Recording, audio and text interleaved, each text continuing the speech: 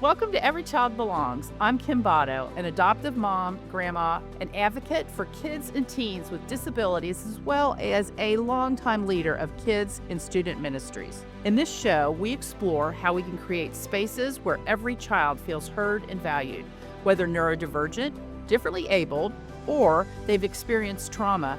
Every child belongs. We'll hear from educators, parents, professionals, and more, finding practical ideas that help build a compassionate and supportive world for every child.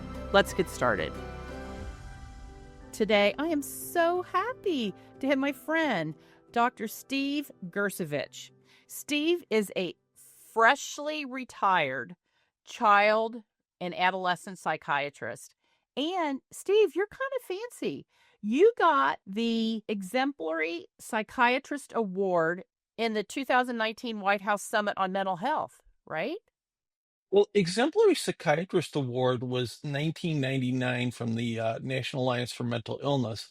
And yeah, I did, because of some of the stuff I do with Key Ministry, I did get an opportunity to hang out at the White House when they had their mental health summit in 2019. That's super fancy. So Steve talks to a whole bunch of people. And not only that, helping kids find a place, helping every kid find a place is a huge passion of his. And because of that, he founded Key Ministry, and he's currently the president of Key Ministry too, which is an amazing organization that helps churches, also parents. If you have a kid, what Steve? I'm gonna let you describe. I want you to describe what Key Ministry is, and then also tell us what gaps that I left out, which I left out a lot. Sure. So Key Ministry was created specifically to help connect churches and families of kids with quote unquote hidden disabilities, significant emotional, behavioral, developmental, neurologic conditions where there aren't like visibly apparent physical symptoms. We were created to help connect churches and families for the purpose of making disciples of Jesus Christ. And so we have been doing that now for 22 and a half years. One of the things that we love doing is that we put together the biggest disability ministry conference in the country each year, which is Disability in the Church. And we have been honored to have you speak at that now on several occasions. So we provide lots of free training, consultation, resources, support to churches.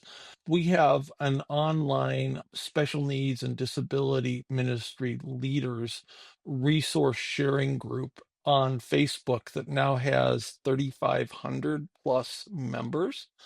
And what I'm most focused on in quote unquote retirement from medical practice after around 40 years is specifically working with and resourcing churches for evangelism and outreach with families impacted by mental illness, who are arguably the largest underserved population by the church in North America. Okay, let's talk about that. But I do want to say, if you're not familiar with Key Ministry, keyministry.org, go there. There's just a wealth of information no matter where you are. If you just want to know more, learn more, be better in interacting with people who are different, go to keyministry.org. But you were talking about people with, what did you say, mental health issues? What did you Yeah, say? so I would argue, again, one of the things that we know statistically is that the families who are raising a child with a disability are significantly less likely to be actively involved with a local church. And the extent to which families impacted by mental illness are egregiously underrepresented in the local church.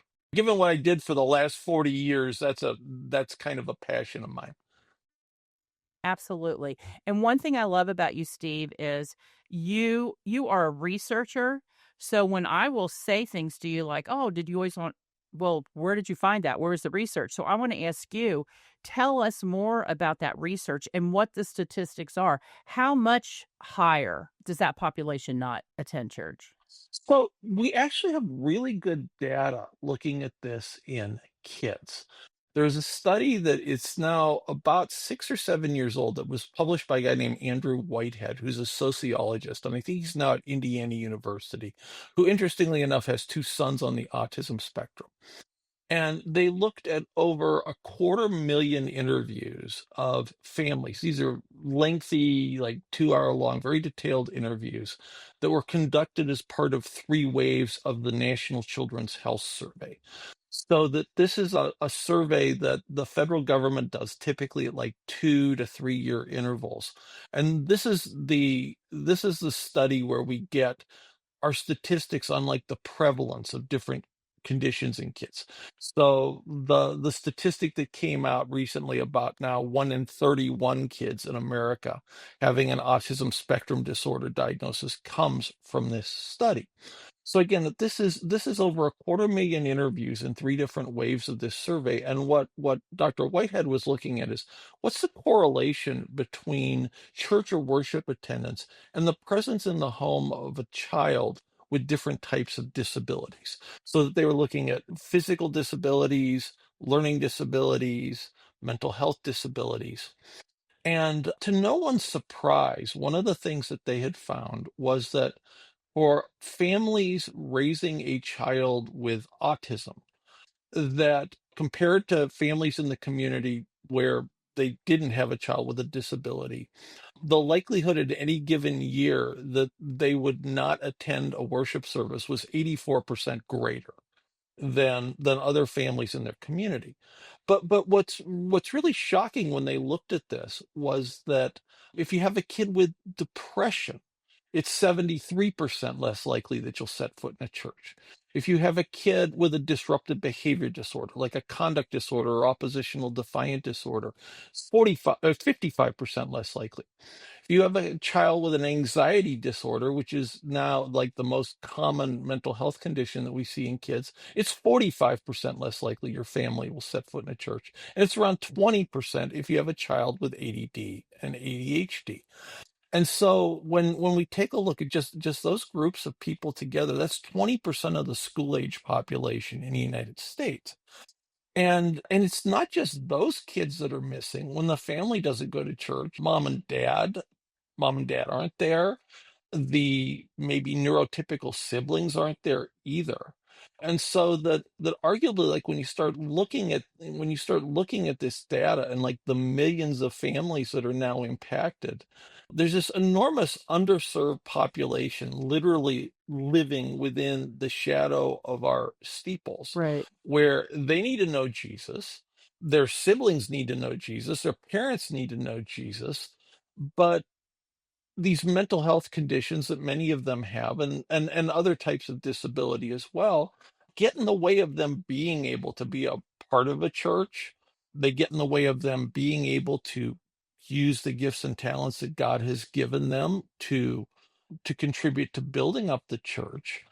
And I would not feel right about walking away from my career without, because like I'm going to have this conversation someday in the not too distant future with Jesus, and I don't want to have to explain to him why, after giving me this awareness of like all of these families who needed to know him, I didn't do everything that I could to try and make the connection. Well, I think you're going to be greeted with a well done, good and faithful servant, because you have done incredible work That in is the this. goal. Yes, that is all of our goals. So, Steve, as we talk about those families with mental health diagnosis, and you say that and research shows that they are much, much less likely to go to church. You've talked to a lot of these families. Dr. Whitehead's study has amazing like stories that he shares. So tell us, what does the church leader, and I'm particularly passionate about children and student leaders, what do they need to know about these families and these kids? So one of the ways of thinking about this, and I kind of wrote this whole book called Mental Health in the Church, where basically what we were trying to do is to present a model that churches could pursue if they want to become intentional about outreach and inclusion with the mental health population. But some of this is based on a cultural model of disability. And essentially what the way that we encourage them to think about it is that it appears there's certain attributes associated with having these common mental health conditions. that make it really difficult for these kids and their families to kind of fit into church culture. And what I mean by that is that they struggle a lot of times to meet our expectations for how people should act and interact, like when we get together for worship services on the weekend, or for fellowship, or for Christian education, or being part of a small group. And one of the things that leaders can do is that when they take a look at the culture of their church, are there things that we can do proactively to create ministry environments where everyone feels comfortable and welcome? And one of the things that we know specifically about like the mental health population, and one of the reasons why the quote unquote special needs model of doing ministry never worked for these kids and families is that when you have a mental health struggle or a child with a mental health struggle, these folks will flee from anything that calls attention to them as being different, because what they most want is to fit in and do all of the things that everybody else is able to do without calling attention to themselves as being different. And so the more that we understand about like the challenges maybe that a family has when they're impacted by kid has an anxiety issue, or a parent has an anxiety issue, or a kid has ADHD, the more that we can understand about these conditions and understand why it's difficult for them to enter into the environments in which we do ministry, we can proactively take some steps in terms of how we train our people, how we design our environments and our experiences to make it easier for them to feel welcome and to do what we're aiming to do in those environments, which is to introduce them to Jesus. Right. So give us some practical. For one, tell us what makes it hard for them. And then practically, what are some things that we can do? Well, when I thought about this for the book, the I ended up coming up with seven barriers or seven types of challenges that families experience when they have a kid with these issues and they're hoping to come to church. So that one is stigma. And this was best described by a mom. This may be 25 years ago now, and it's a really cool story that when we started becoming intentional at the church that I go to around disability ministry, we had our first disability ministry Sunday and had different parents get up and share their testimonies about how they and their families were able to come to faith because of the supports available at the church. And these parents were describing what their experience was like at the time in suburban Cleveland, trying to find a church when they had two young boys with pretty severe ADHD. And the mom talked about like the dirty looks and sort of like the nonverbals that they got when they were visiting churches. And she summed it up by saying that people in the church think they can tell when a disability ends and bad parenting begins. So when kids don't maybe have like the level of self-control that like we would expect, oftentimes parents walk away from those experiences feeling very judged. The second, and probably what I think is the most common barrier, is anxiety. And one of the things that we know about like how kids' brains are wired when they have an anxiety disorder is that they tend to misinterpret or overestimate the level of risk entering into new or unfamiliar situations. And as a result, and maybe we can get into this in a little more depth, because like one of the questions, like if we're going and if we're training or working with a team in a church, sort of our introductory question is this: that um you have a family that chooses to visit your church for the first time. Single mom, 9-year-old son, 6-year-old daughter. They live down the street from your church. The 9-year-old son gets invited by a friend to vacation Bible school, loves it, he wants to come every Sunday and like wants to do a Wana on Wednesday night. He has ADHD and dyslexia. His 6-year-old sister has separation anxiety. His mom has social anxiety and agoraphobia. Let's think about everything that could possibly go wrong the first time that family attempts to visit your church on a Sunday morning. Now, Steve, can you, for our listeners, can you define agoraphobia? Because some might know what that is. So, agoraphobia is a specific anxiety disorder where people will develop like full-fledged like panic attacks or anxiety attacks, experience like their heart pounding and racing, become light of breath, short of breath, have palpitations in situations that are in spaces that are crowded or where it's hard to leave without drawing attention to yourself.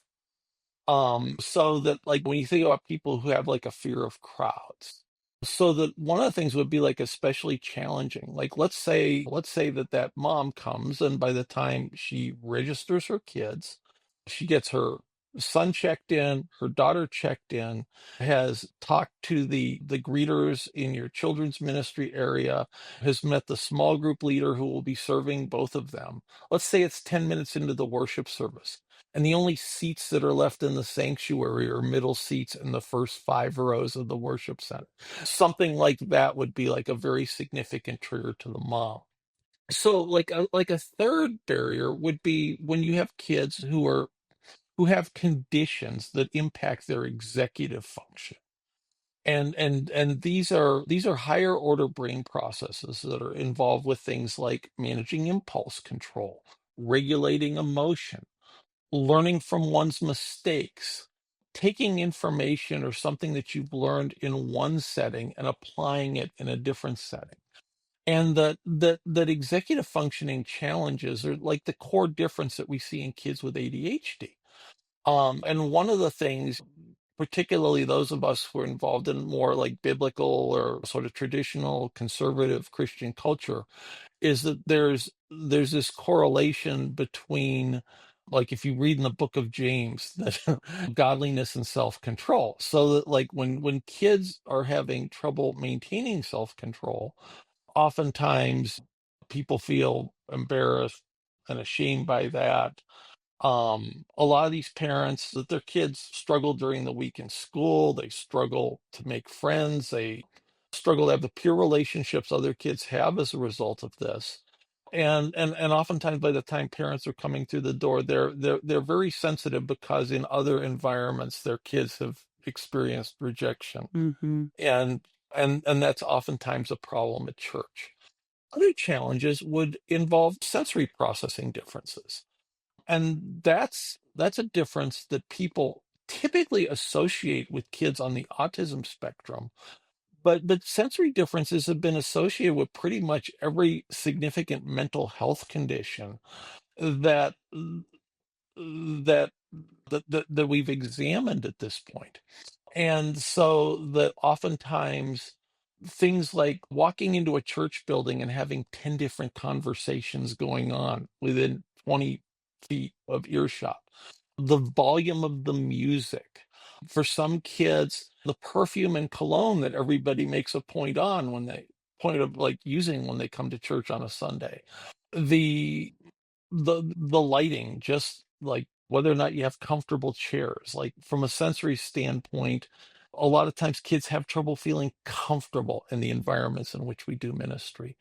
Um, Social communication is another issue because kids with mental health issues tend to have more difficulty like maintaining the kinds of like the typical social interactions that we would expect to see of kids in different developmental stages. The sixth is social isolation, in that because a lot of these kids aren't involved in the kinds of like extracurricular activities that are typical in our communities, that and also like families when they're raising a kid like this, because of like the cost of like all the therapies that they get, like they can't just hire any 14-year-old from down the street necessarily to come and babysit. And as a result, they're a lot less likely to come in contact with another family from your church who's going to invite them to like a worship service or to be part of children's or student ministry activity. And finally, one of the things that we hear from a lot of our families is that they're not coming to church because they in the past they've had like really bad experiences of church. It's all too often that these kids have been asked to leave, or the parents have been asked to come and like walk away from like a worship service to have to stay with the kid one on one, and families as a result aren't able to attend church together, or folks experienced a reaction from the church that didn't necessarily communicate like the love and acceptance, or never felt the belonging that we hope that people will experience. You brought up so many things there, and I'm immediately going to the practical, what can we do? Like, one thing, the second example you gave as far as coming into that crowded room, and I wanna say that's not just people with mental health challenges or neurodivergence. There are kids who very much display as typical, and it's overwhelming for them.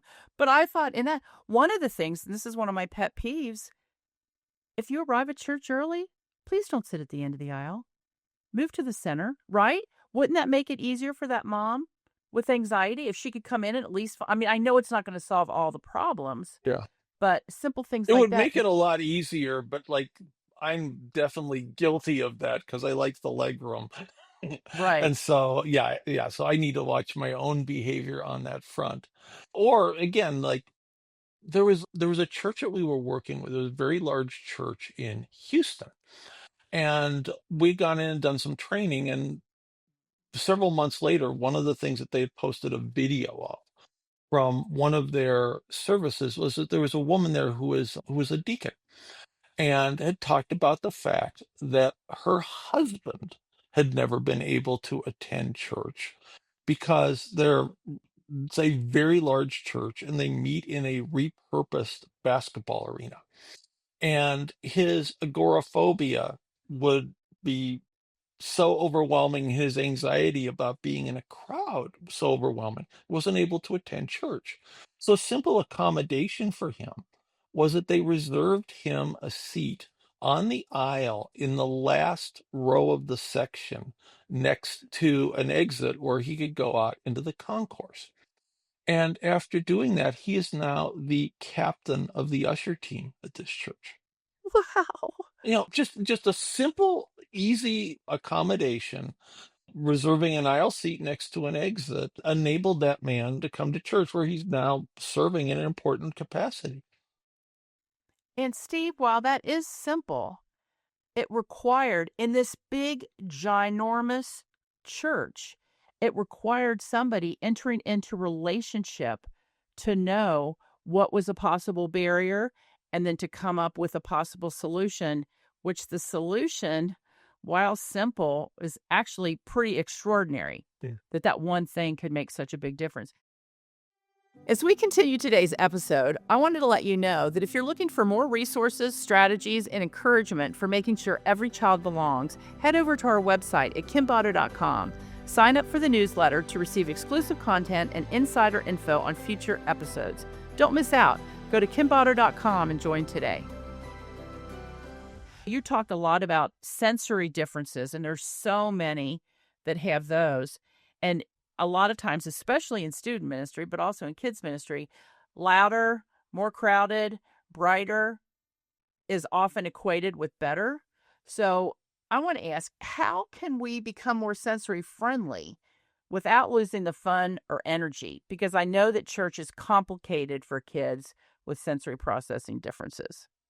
So one of the key things when we're working with a church and talk about like the stuff that you would do to welcome families impacted by mental health issues is the kinds of things that you're going to be doing as accommodations are actually going to be things that are going to be helpful to everybody Yes. without requiring anybody to self-identify. So, like to give you a great example, one of the terms that gets thrown about a lot by people in my line of work is structure. That, for example, like kids who struggle perhaps with self-control, um, benefit from being in environments where you minimize the amount of environmental stuff that one's brain needs to process. So, like, part of how I would like talk about this with like a parent is that, like, if you have a kid with like an executive functioning deficit, like if they have like ADHD, or if it's a kid who's experienced trauma, or maybe sort of the top down, like the connections between higher levels of the brain and the brain centers that regulate emotions. Maybe those connections don't work the way that they're supposed to because of trauma. It's akin to like having like a computer that doesn't have enough RAM, and so that, like, for a lot of these kids, it's like their brain is like it's like my computer when I have like 37 apps running, Yeah. 23 tabs in my browser, one streaming ESPN, like one streaming Netflix, and the third is streaming YouTube. Mhm. Pretty soon you end up like getting like the pinwheel of death. And parents would ask me all the time, well, when I have kids like this, can they or can't they control it? And the issue is that they can, but they have to devote a much higher percentage of their mental capacity to be able to do that. Mhm. And so, like, when you put a kid in an environment where it looks like the Crayola crayon factory basically exploded all over the walls, Yes. and there are lights, music, dozens of other kids, all this sensory stimulation, the more stuff that they have to process, the less capacity that they have to maintain self-control and to focus on the things that are most important in those environments. There's an interesting study, it's a little over 10 years old, where what they did was they took a group of quote unquote neurotypical first graders and they taught them a science lesson. The first group of kids was like in a typical first grade classroom where they had like all the pictures and the stuff like up on the walls that you would normally see. The second group was in a classroom where the walls were painted neutral colors. There wasn't anything hanging on the walls that would be a potential source of distraction.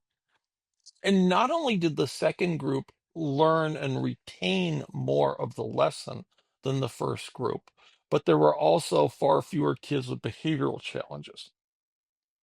And so a lot of times, like in this environment where you have all these kids on their phones, attention spans are getting a lot shorter. There are people who think like the more stimulation that kids get, the more fun they'll have and the easier it will be to engage them.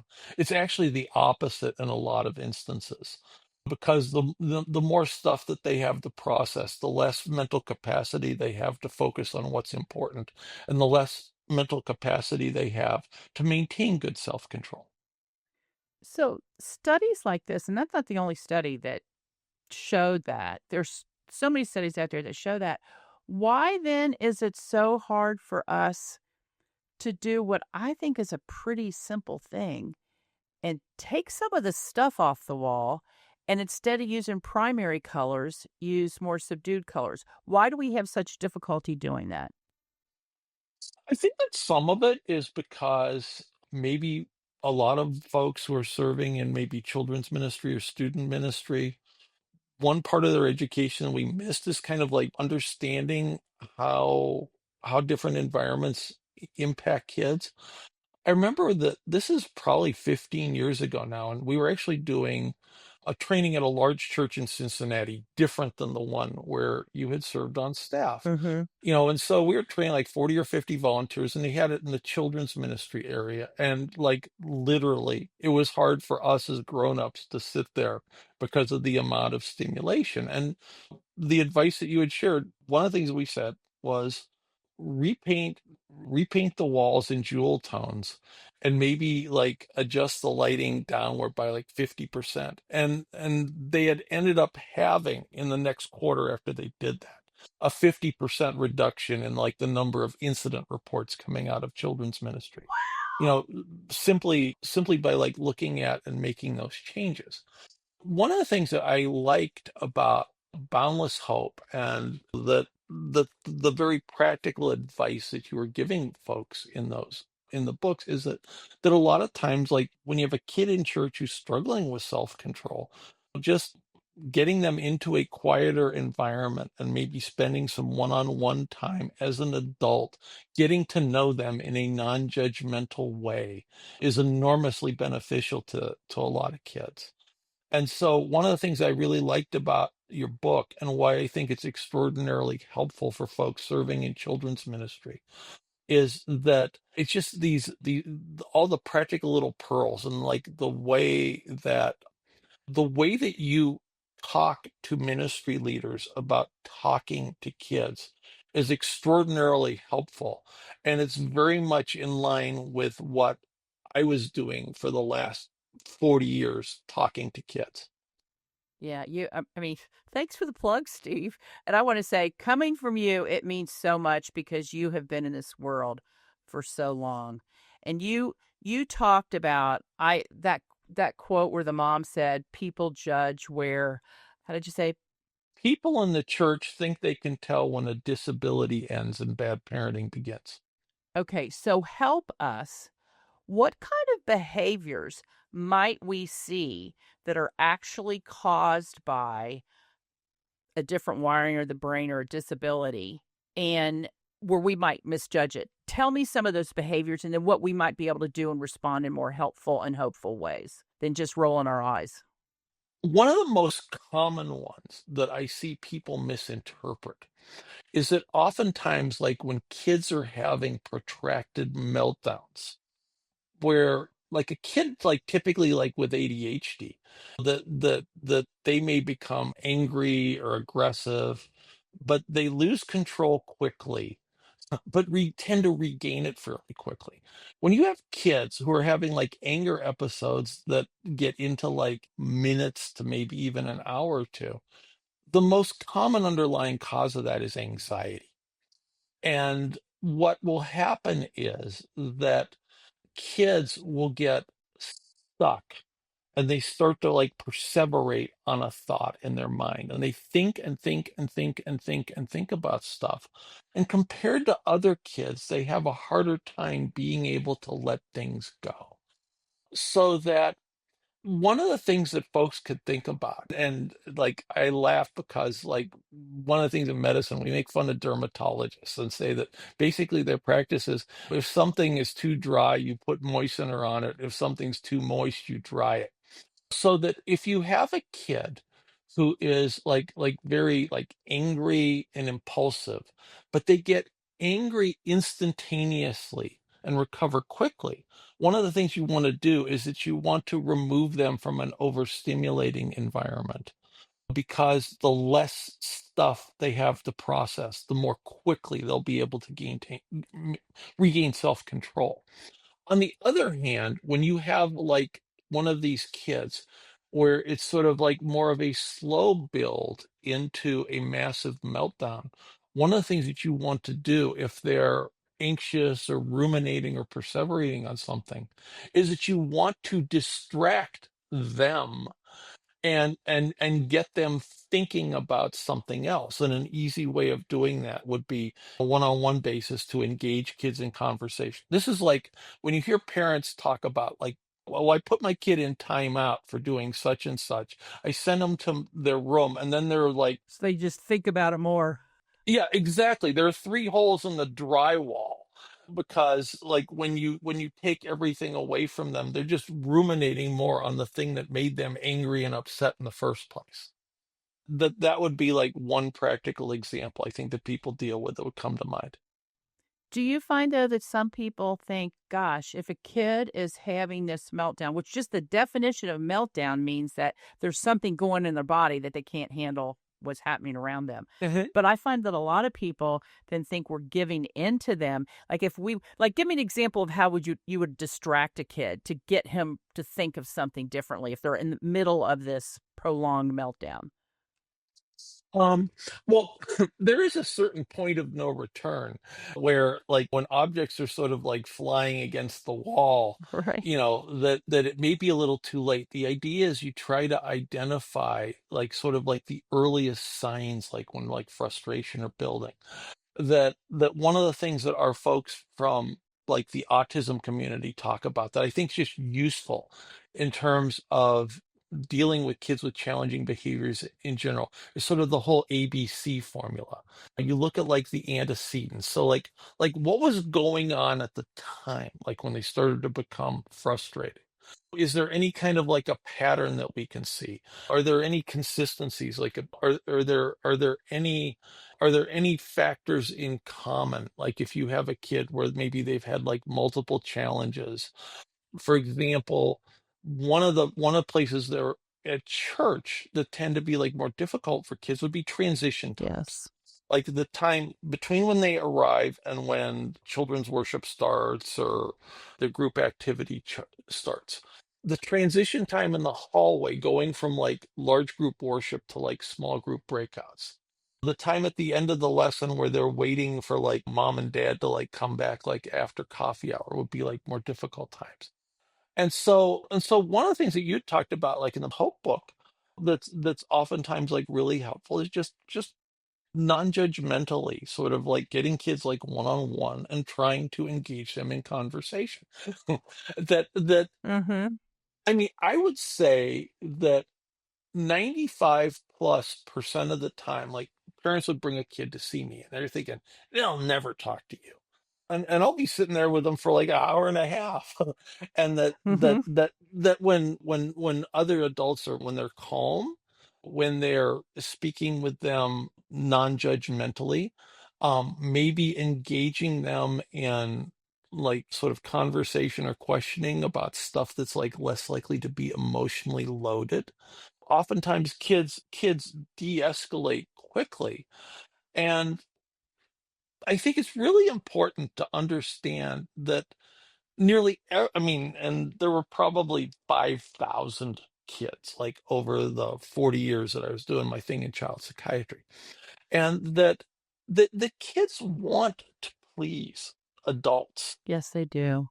and that by when an adult is willing to invest time in them, and particularly for boys when a male is willing to invest time in them, oftentimes like I found it very very easy to engage these kids. And when you get to know like more of their story, you get some insight and you get some understanding in terms of like ways that you can support them in having a great experience at church. So what you're saying, and Steve, I think you're a cool guy, but you're not like some young, fun teenager that you would think that a 6-year-old having a meltdown would really relate to. I think it shows that the things you said, be calm, have a conversation with them, talk about the things that they're interested in rather than remind them of their infraction. You're saying just doing simple steps like that can be a significant help in reducing or helping the kid regulate. Absolutely. Yeah. Yeah. I don't, and like when I be talking with a kid like that, I'm not necessarily starting off by talking about the things, the thing that is most likely to have them upset in the moment. Yes, you're building trust and relationship with that kid. Yes. I so appreciate, especially coming from you, who is a seasoned, I mean, you say you worked with 5,000 kids, to give us such a simple tidbit as far as be calm and talk to them about something other than, I mean, if they got a University of Kentucky t shirt on, that's a great conversation starter. It seems like families who have kids with visible disabilities are more likely to find a place in a church than kids with invisible disabilities. Why do you think that is?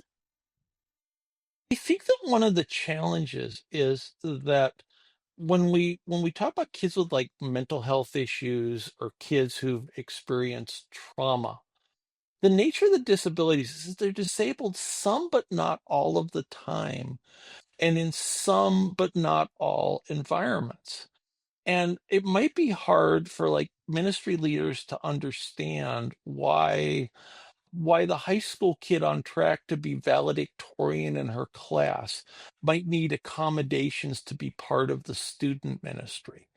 Or it's hard to understand how the popular kid who is a talented athlete might be uncomfortable coming to Sunday school because he has dyslexia and feels embarrassed and ashamed when he's asked to take turns reading the Bible aloud in front of his peers.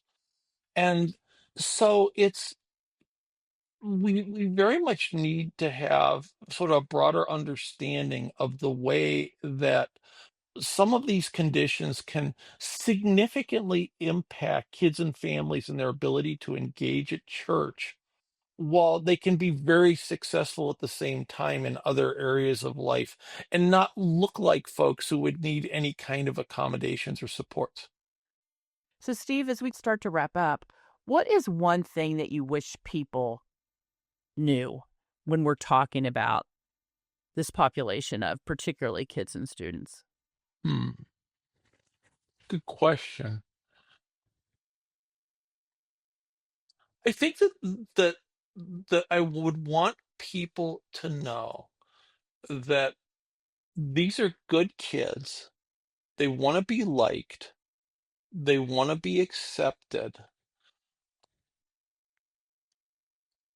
It is harder for them sometimes to be able to meet our expectations, and that they will thrive and develop self-confidence when they're able to have successful experiences in our environments. Yes. Again, that they want to be good. And like you talk about like UK, like University of Kentucky, like in your neck of the woods. One of the things that we oftentimes talk about, and one of the things that binds like Northeast Ohio together, is the pain and suffering that the Browns have caused us over the Yeah. years. and and when you have kids where maybe that they've struggled in school, they've struggled with peers, their family's been asked to like leave like a church once or perhaps more than once, you start to expect when you enter into an environment that things are not going to go well. And so creating environments and creating a culture where we cultivate belonging and help kids to realize not only are they loved by God, but they can experience that love in a tangible way by how they are cared for and valued by the people of God. Yes. And you know, when they can leave church not only like a little bit closer to Jesus than when they came, but a little more confident that they're accepted and that there's a place where they're accepted and valued by the people there. Um, that has enormous impact in terms of how they view themselves as image bearers of God and as more self-confident people with something that other people are interested in and something that to offer the world. And so that in some ways one of the things that we can provide is a corrective emotional experience to kids who are coming to church, who are quite accustomed to being labeled and bombing out at different things that they've tried in terms of like school, friendships, extracurricular activities.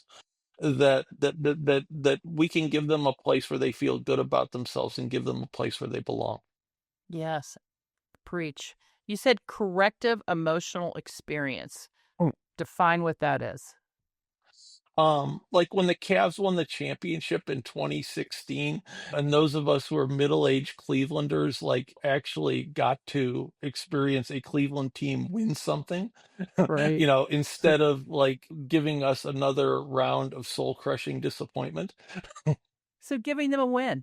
giving them a win. Giving the kid a win. Yep. Giving the kid a win. And when we give the kid a win, we give the parent a win too. Because they are, if we have to talk to a parent about behavior, you can be about 99.9% sure that somebody else has talked to them in the past week. That is, yeah, that is highly likely. And my guess is that if somebody's talking to them from a church, it is it is one more straw on top of a Yes. pile of Yes. straws that a lot of these parents carry with them, like wherever they go with their children. Yes. And so hopefully just you sharing that builds empathy.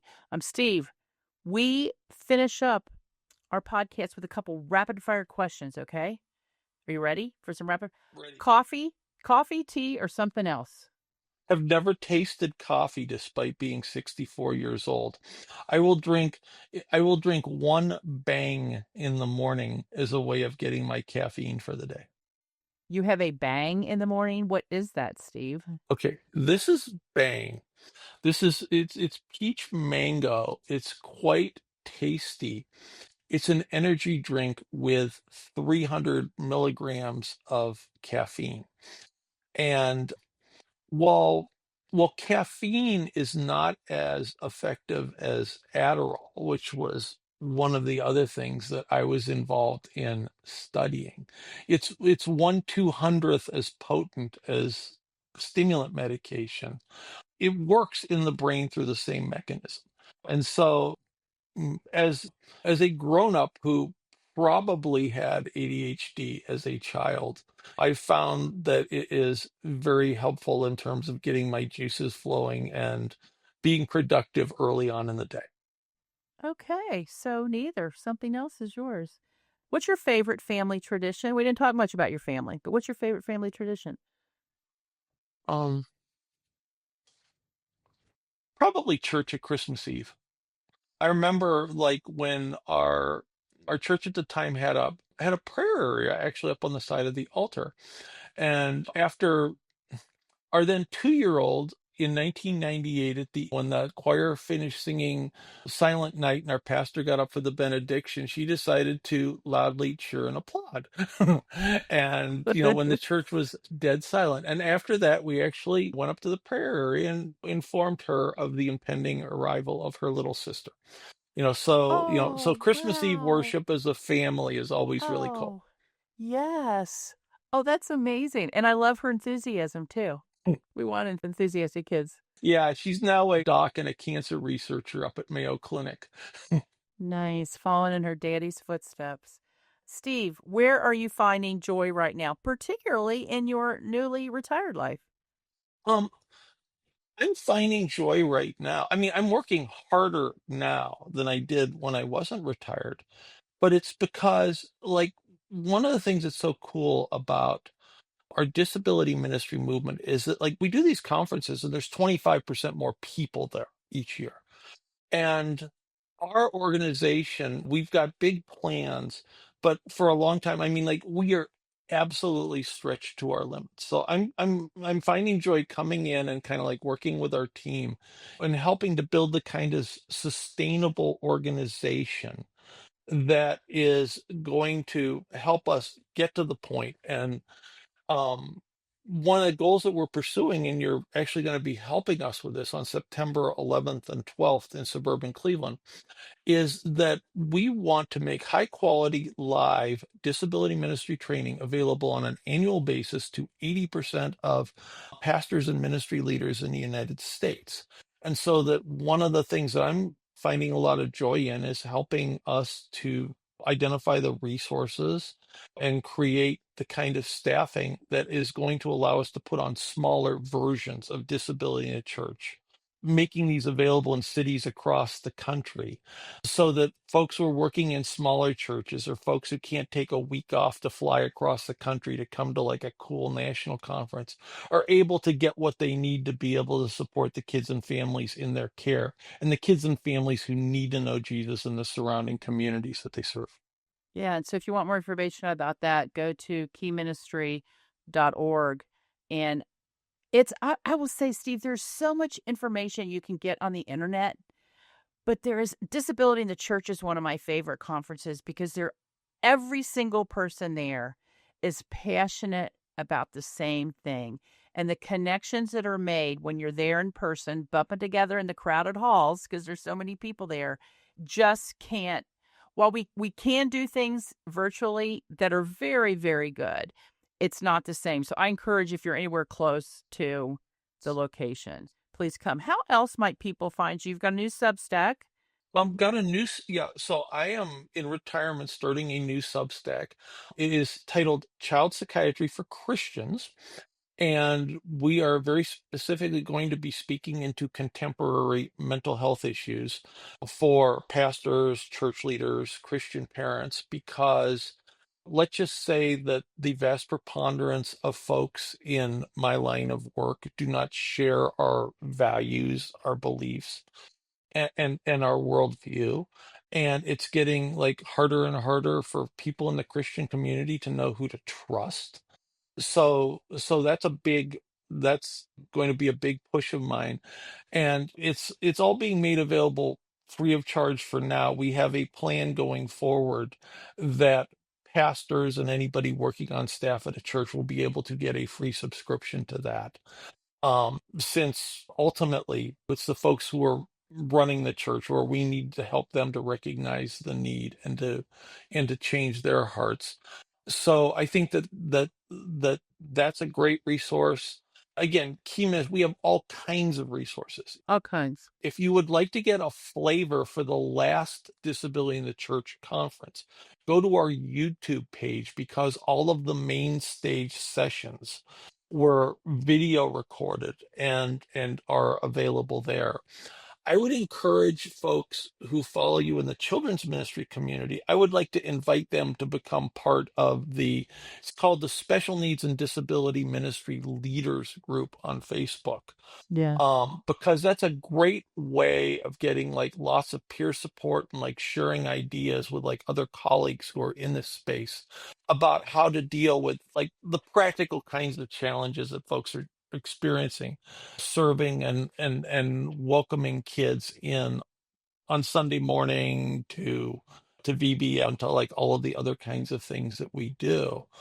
And I'd like to remind folks that, I mean, we do charge for our conferences, but all of our other services are made available to churches free of charge. So we don't want money to be a barrier in terms of churches being able to access the resources that they need. Yeah, and Key Ministry will do a free consult with you. If you're thinking, oh my gosh, I have this particular challenge or I want to get started. This all sounds great. How do I do it? So go to keyministry.org. Hmm. You can find all this stuff. I really encourage you to participate. Steve, complete this thought. Every child, Every child needs a church. yes. Dr. Steve, it's always great spending time with you, and I look forward to seeing you in Northern Ohio in September.